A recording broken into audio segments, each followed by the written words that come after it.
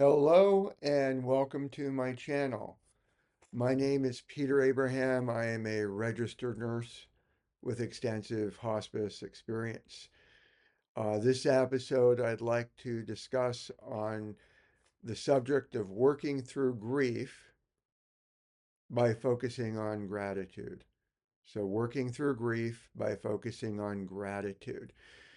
Last episode, we talked about anticipatory grief for a loved one on hospice. One of the key elements there was gratitude. So this will be a continued theme. I believe in silver linings, looking for the positive in even the darkest of situations, and sometimes in the situation that's very hard to see. I'm not saying I see it all the time, but the silver linings, gratitude, and just building resilience so you can snap back when things go wrong. Things don't happen the way that you would like them to happen. Before I go on the subject of grief and gratitude, uh, for the past several episodes, I've been trying to start off with areas that I am grateful for. So, Friday of last week, where the discussion was anticipatory grief, I shared with you that as of that filming, 500 books sold, and that was the most. I was incorrect on some of the statistics. I said the previous month was 273. It's actually 276. Um, but by the end of Friday, the 31st, we're up to 510 books sold. It was an amazing month from a royalty perspective. Slightly more than $4,000, more than I've ever expected. This month, granted, we're only at the fifth as of the date of this filming. Things are slowing down dramatically back to the routine pace that they were at. I'm grateful for every one of you buying my books, for every book sold. In terms of other uh, positive news, I completed the rough draft of the book Beyond the Living Will, Creating Effective Advance Directives. So it's 10 chapters, 5 appendices, not including the reference and resource section or the introduction and conclusion. I'm hoping to review the draft and get it into final form tomorrow, do the illustrations tomorrow. With publishing on Amazon Kindle Friday, the Kindle version should be available if all goes well by Friday evening, and the paperback version should be available Saturday or Sunday. In my experience, the paperback, sometimes I run into issues with the cover where there's areas of the cover, mainly in the spine section. The spine is area right here, where maybe I don't have the wording exactly where they want it to be, even though they do give you guidelines anyway. So I'm so grateful for all of you who have been buying my books and those of you who have been encouraging me to continue to write. The book that I'll be finishing up is going to be the 12th book in the hospice caregiver series, technically 11 because the planner book that I have, of course, it's at the bottom, but Amazon does not allow this to be in the book series, even though it's related to all the other books, and even though there are textual sections in it, because there's a lot of fill in the blank pages, they don't allow it to be part of a series.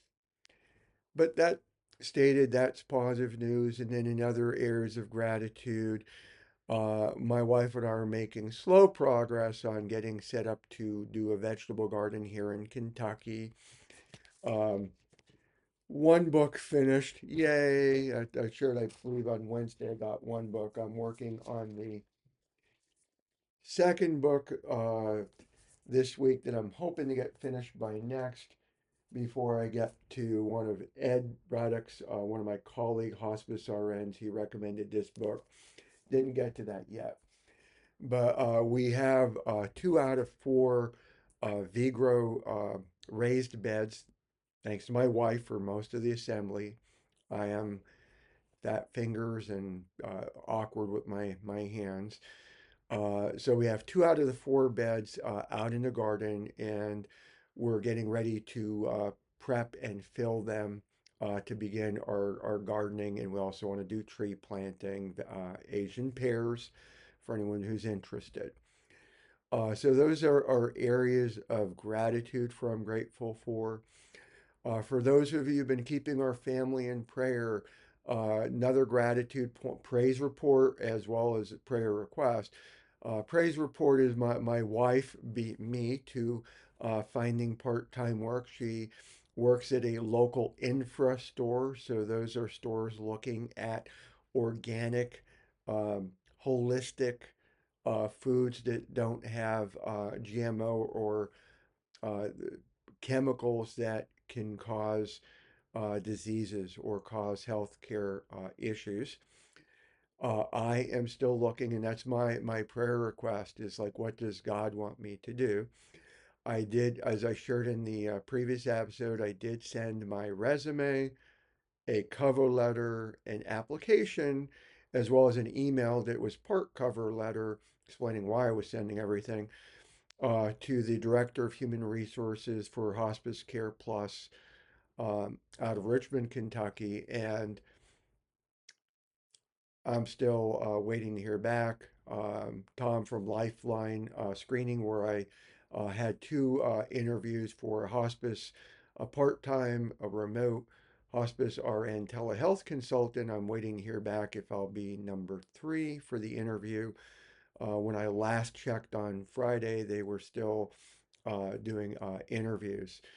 So I'm in prayer. For those of you who've been watching this from the very beginning, I am an unvaccinated registered nurse. And part of what we're going to be talking about when we talk about going through grief is on the thumbnail of this video. There are pictures of my mother-in-law who passed away, my father-in-law who died suddenly in March of 22, massive brain bleed after receiving a booster injectable. I have to be careful of what words I use because YouTube is still monitoring and restricting certain types of content, even though in the world there's more and more discussion about these issues, as there should be. But so please keep me in prayer as to what next. I have been heavily considering becoming an end of life doula. So, if those of you who are listening and watching this channel, by the way, will like, comment, subscribe. What is a doula? What is an end of life doula? Well, you may have heard birth doulas. They're more commonly known as midwives, at least from my understanding. But a death doula or end of life doula is very similar to a birth doula. A birth doula is a expert at the birthing process. They come in and they help as a third party caregiver to prepare the mother and the father and the family for usually it's a natural birth. But a death doula is somebody who is empathetic, compassionate, an expert in the field who, in addition to hospice, we don't replace hospice. And by the way, when I'm using the word we, I'm not one yet. But a death doula is somebody who can spend far more time with the family and the patient than most hospice and palliative care staff. And so they could do the vigil, they could do a lot more with education reinforcement of what the hospice nurse and staff taught. So death doulas, there's no certifying body. You may hear the word people saying, I am a certified doula, but it's by an individual organization that has not. I hesitate on using the word recognition, but not in the traditional sense. Like I am a registered nurse. There's a licensing body. There's state boards of nursing. There's federal state regulations as to who can call themselves a nurse, a doctor, and so on. When it comes to death doulas, end of life doulas, it's currently an unregulated field. that's its own story for another episode. Please comment if you would like me to do an episode on end of life doulas, as well as my journey as to researching and what progress I make or don't in that area. So now let's move on to the subject of grief. So, grief, 5 stages. Pardon me for one moment while I find my notebook from the other day. I'm just trying to be thorough. But 5 stages. You don't have to go in order for the stage. If you haven't caught on from other videos that I have provided, I strongly believe not one of us is a textbook. I write a lot of books, but you're not a book, and I'm not a book. And your loved ones aren't textbook. And that's why, one, all questions are valid, but a lot of times I and others in the field of hospice and palliative care will say everyone's different. Talk to those who are closely related to your case because the answer is going to be depending on your loved one, your situation. I could pick up a book about this or that that may provide a bird's eye view of the case, but everyone's different. So we talk about the 5 stages of grief. The denial stage. No, this is not happening. And yes, I'm being a little bit melodramatic and overdramatic. The anger stage. We talked about in the anticipatory grief last episode. It's okay to be angry at God. It's what we do out of our feelings that are good or bad. But God's big enough to take our anger. He created us. But being angry about the situation, bargaining, God, I'll go to church more often, or I'll be a better Christian, I'll be a better Jew, I'll be a better whatever the case may be. I'll give you all of my savings, I'll give up everything if you just do this. Then there's the depression. Depression is sadness that does not go away. Depression is sadness that does not go away. And it is not caused by a chemical imbalance. The myth that it was disproven in spring, June, July 2022. It is not a chemical imbalance. I bring that up because antidepressants are wicked medications that, while they have potential off label use for other things than depression, can cause far more problems than their value. Yes, it's my personal opinion. See a healthcare provider. This is not medical advice. My story, your story. I'm just sharing.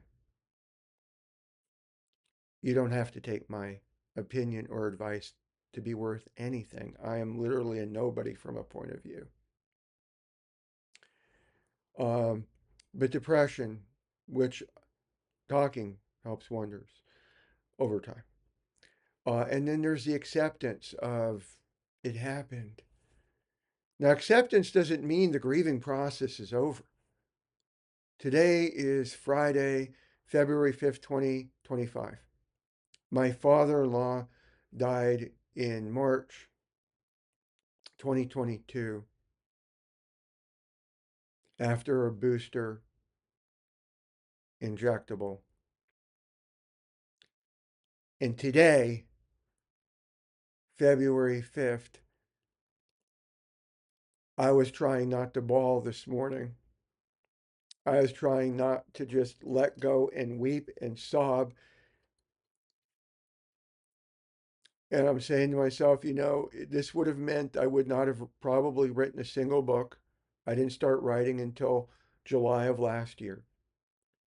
I probably would have still been at Grain Hospice. That was not the agency where I got suddenly terminated. Was it ageism?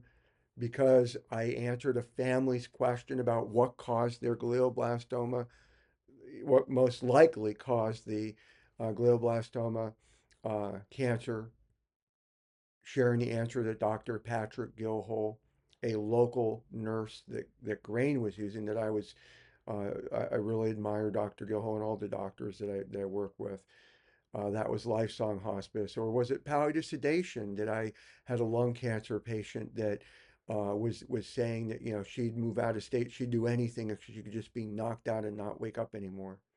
And the medical terminology is palliative sedation. And I still remember getting screamed and yelled at by my clinical manager that day.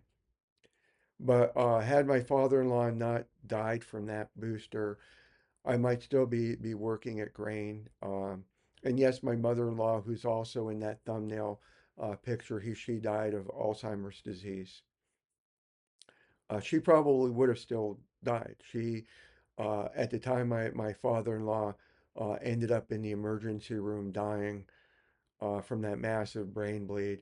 My mother-in-law was being transferred from the hospital to rehab. She was recovering from yet another urinary tract infection that is very common in the last 6 months to a year of life for somebody who has any type of dementia. But I'm thinking to myself this morning, even though not a single book, there wouldn't have been a 510 sales in January. There wouldn't have been that huge, wow, massive royalty that I may not see again even this year. There may not have been any of that, but I would have willingly given up all of that, including this wonderful, beautiful house that we're living in, if my father-in-law, John Herr, was still alive. But he isn't. So I still grieve. I still have grief. I still grieve.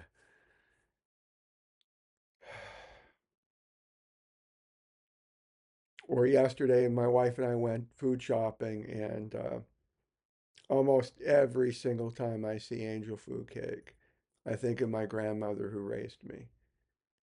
And she would make it homemade from scratch. Not often. I grew up extremely poor, but when she would. But those are the memories that come. And so I want to focus on, okay, grief doesn't go away. Number one, grief does not go away. It sticks with us.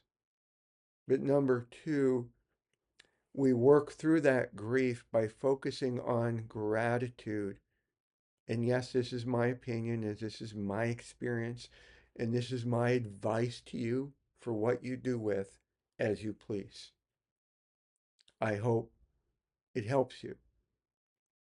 What has helped me over the years is focusing on gratitude, focusing on the gratitude that my father-in-law instilled so much value to my wife Laura, that while she is not an engineer, he was a structural engineer, a civil engineer. He worked at 3 Mile Island.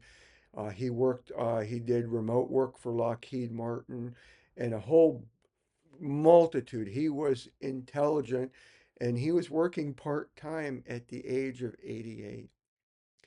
But he instilled a work ethic, both him and his wife, Loris, my mother-in-law, instilled such a beautiful work ethic to my wife, Laura. She has that work ethic. And she has a level of frugality. She's very good with money, and she's very good with her hands where I'm not.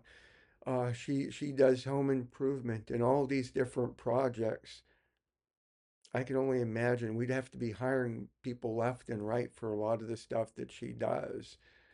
And right now, like we're going to receive her first, well, she's going to receive her first Social Security check later this month, and so we're on that. Plus, she got part-time work. Um, it's underneath the Social Security limit for this year, and I'm not working at all. We do have dividends and interest income.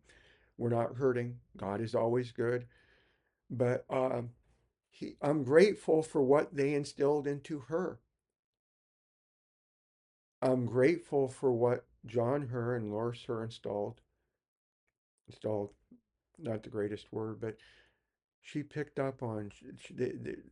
They gave that to her, and she received it, and I'm grateful for that. I'm gratitude for that, and that helps. And as my wife shared, we wouldn't have been able to move here to Kentucky if they were still with us. I'm smiling because our puppies are considering relocating to a different room. But I'm grateful for that. We were able to make this transition to Kentucky without having to do a contingency sale because yes, we did receive a small inheritance for which I'm grateful for. But it's looking at gratitude. Part of what made 2023 a very rough year that I was asking to go part-time at Grain Hospice is my father-in-law died unexpectedly 2022, but then my mother-in-law died in 2023, and just a few weeks later, and we're still just got like we got off, we took full advantage of the bereavement time we could have off, and then I get a phone call out of the blue from my brother. I hate using the word half brother, but my brother from my biological mother that Kathleen, my biological mother, Kathleen, died of COPD. And there's a lot of emotions with that, even still, because that's its own long story. I shared in one episode, or may have, if not, I believe I did. I was severely abused by my adoptive parents. My grandmother raised me. She was a rescue point. But but it wasn't until I was saved by Christ Jesus at 28 that I went and tried to find my biological mother, and it was a miracle because it was a closed adoption. You're not supposed to be able to find somebody in a closed adoption, but it was a rough relationship to try to maintain with my birth mother and my birth family due to how they perceived life, for lack of better words. And so I didn't know that she was in and out of the hospital. I didn't find out she was doing poorly until after she died. And then it's too late for me to even pray for her getting better. So 2023 was a rough year, which is why I asked to go part-time. And that didn't happen. And I ended up leaving Grain to go to Lifesong, and then the unexpected there. But then it's that constant focus of what am I grateful for? And that's where I want to end here because I'm watching the time as I'm recording. These are lives, not live streaming, but live recording.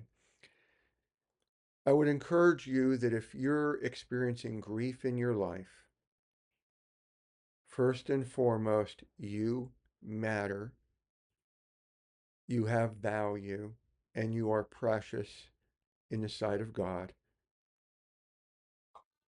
and you are precious in the sight of others. If your grief is overwhelming, where you are considering taking your own life, please don't. Please forgive the phone. Please don't go that far. Please call the suicide hotline. Please talk to somebody. I have been there, and there is help available.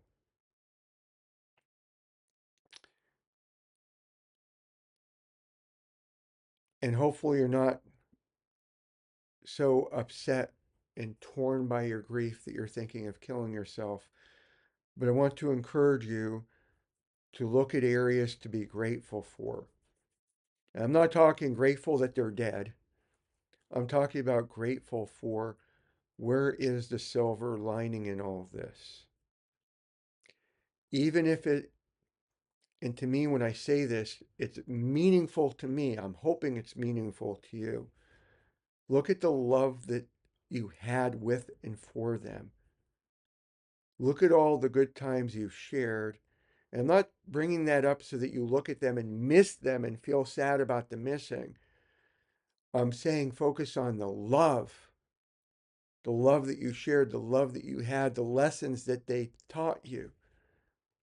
I still remember my grandmother taking me on a bus from McAdoo, Pennsylvania to Hazleton, Pennsylvania to go to five and dime stores that don't even exist today that I'm aware of, and getting a cup of coffee or tea or a glass of water, or they weren't, I don't think they were called sodas. I forget to pop.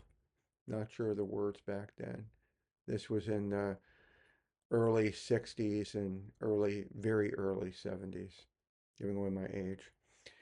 But if you watch the first episode, 61 and a half, heading towards 62 this year. But I encourage you, please look at areas to be grateful for. What areas do you have gratitude? And then express that gratitude. Give what you can give to others. One of the struggles I had, and I am coming to a close, last week I was finding myself being a little bit overwhelmed by somebody asking for help. And then I took a pause, and in my Bible readings and going to church, remember that, Jesus poured himself out for us, literally his blood. And if we're called to be like Jesus, and I'm not trying to proselytize, I can give until my blood pours out. And I'm not Jesus. I'm never going to be Jesus. I'm nobody from a point of view. But I can give something, whether it be money or time or kind words of encouragement. And you can do the same in one way, shape, or form. Thank you for watching. Subscribe, like, comment, and God bless.